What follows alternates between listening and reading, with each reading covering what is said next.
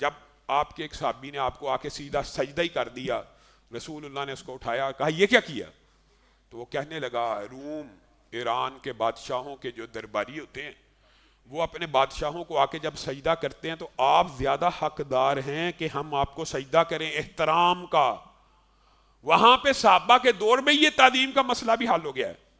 تعظیم اگر ہو سکتی اور تعظیم کا سجدہ اگر جائز ہوتا تو اللہ کی قسم رسول اللہ کو جائز ہوتا۔ رسول اللہ صلی اللہ علیہ وسلم کو سجدہ کر دیا، رسول اللہ کھڑے ہوئے خطبہ دیا،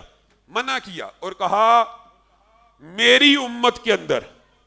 سجدہ تعظیمی کو بھی حرام کر دیا گیا ہے، میری امت میں سجدہ تعظیمی کو بھی حرام کر دیا گیا ہے۔ اگر میں محمد صلی اللہ علیہ وسلم یا اللہ رب العزت اس امت میں سجدے کی اجازت کو جاری رکھتے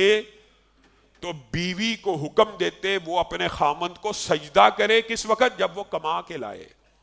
کہ تو گھر میں آرام سے بیٹھی ہوئی ہے، یہ دنیا جہاں کی سٹرگل اور محنت کر رہا ہے، یہ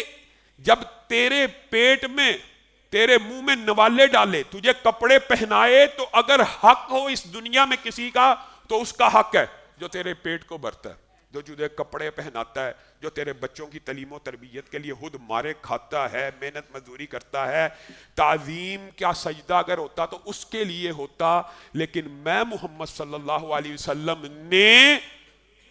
بیوی کے اوپر بھی حرام کر دیا کہ وہ خامند کو سجدہ کرے۔